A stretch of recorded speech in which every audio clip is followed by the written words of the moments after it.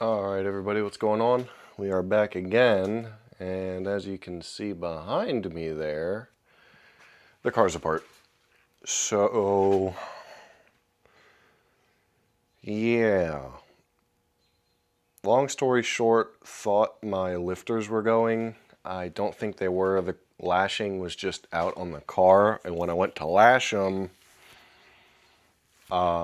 that's when I thought that lifters were going because they weren't, freely compressing anymore. They're hydraulic lifters, so they weren't able to be like compressed down a little bit, but I think it was just because they still had oil pressure in them, and the little balls that hold that pressure in there at the springs just wasn't letting them drain right. So I thought I had to do the lifters on the car, pulled everything off, and I do not have to do the lifters on the car, I guess. I was just being paranoid, but here we are. And this is just going to make it easier for me to relash the valves properly. Didn't want to do this, but we're here anyway, and I don't really know too much about the internals on the engine, so at least I know that it has these type of lifters in it. So if we can see down in here, and you can see on here, we've got a nice little comp stamp on these. So these are some form of comps, hydraulic roller lifters. I believe it's just a stock bore 302, so should be plenty good for what we've got going for the engine right now. Might end up replacing them eventually, but at least it's good to know that I would have to pull the heads to replace these, which I really don't want to have to do right now. So I'm just gonna go ahead and get some stuff set up, and I will show you guys the way I was taught how to lash lifters and the way that should lead to the best setup for lashing them to get all of the pressure off of them. Alright, so what do I mean by way I was shown how to lash these? So you're going to take your firing order for this engine, which is 1, 3, 7, 2, then we've got 6, 5, 4, and 8. So how we're going to do this is we're going to take cylinder 1 here to the crossover point where the intake or the exhaust valve is coming down and just hits its bottom, and the other valve immediately starts to go back up. When you see both of them barely move at the same time, and I'll show you guys this, and then once we have this on cylinder 1, we can adjust the valves on cylinder 6 here. So this is our companion cylinder in the firing order. So you take your firing order, split it in half, and we're going to do the same thing for each of these. So really we'd be adjusting the valves on 6, 5, 4, and 8 first here. And then we're just going to reverse that order. Then we're going to take cylinder 6 to its crossover point after, we do these 4. And then we will adjust 1, then 3, then 7, and 2. And I'll give you guys an example of this and then give you a nice little time lapse of me doing this. Alright, so this is what I mean on cylinder 1 right here of that crossover point. So I'll bring it back up a little bit here. So I'm going backwards with the engine, and we've got our exhaust valve coming down, and then if you look at our intake valve, it's going to move just a little bit. Right there. They both move at the same point. It's barely, but this one is now on its crossover point for cylinder 1, and we can adjust cylinder 6 right here now. So that is what we're going to do. We're going to adjust these 2 first because they are completely off and out of any lobe that could possibly affect them. So, I find my stuff from where I put it some other time. Alright, so we're just going to go ahead, break these guys loose.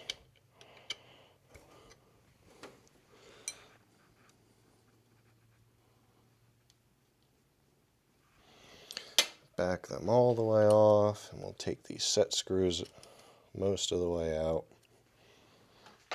Alright. And then best way to adjust these, you're going to be twisting your push rod in your fingers like I am, You're going to turn the outer locking nut in until you barely feel it start to catch. The slightest bit of tension on it. So you have no more up and down play. You're going to have a little bit of, you know, side to side, but there's no up and down play anymore. And do the same thing to the other one. Just so you barely right there feel it start to catch. And then I'm going to go with half a turn. So we're going to get this, and it moved on me right there.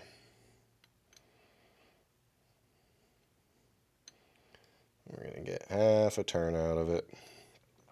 And we're going to do both of these. Half a turn. And then we're going to put our Allen key on here and lock this guy down to make sure it doesn't move. Same thing on this one.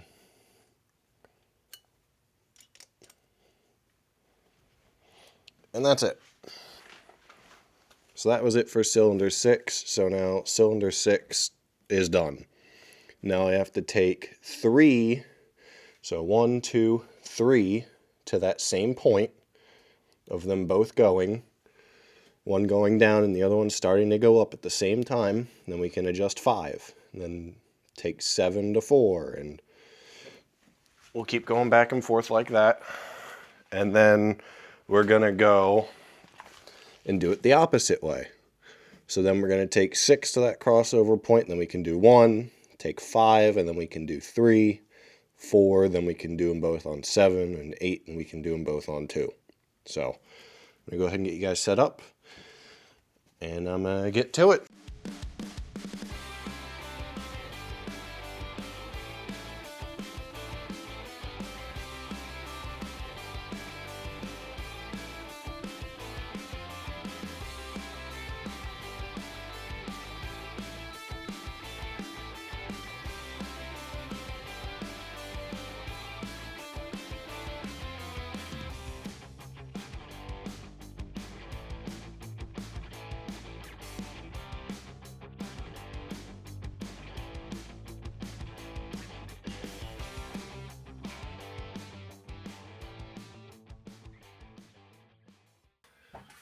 So that was this half done. Now we take 6 to the crossover point, do 1, 5, then 3, 4, then 7, and 8, and then 2. We do it in reverse order now.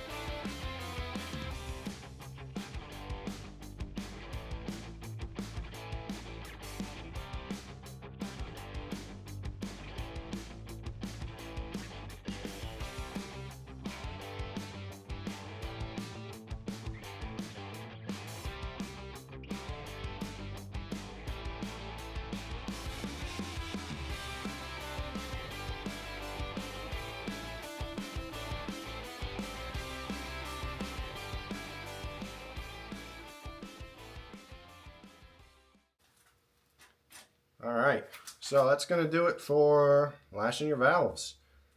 Pretty easy, you don't have to do a whole lot of turning. It's like 90 degrees at a time to get everything top dead center to do your companion cylinders and whatnot.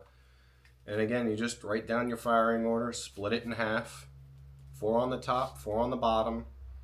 And then whichever one, like with me, it was 1 and 6 on the upper and lower half. You get 1 to your switchover point, means that your companion one is at top dead center on compression. You have nothing on the valve, no, no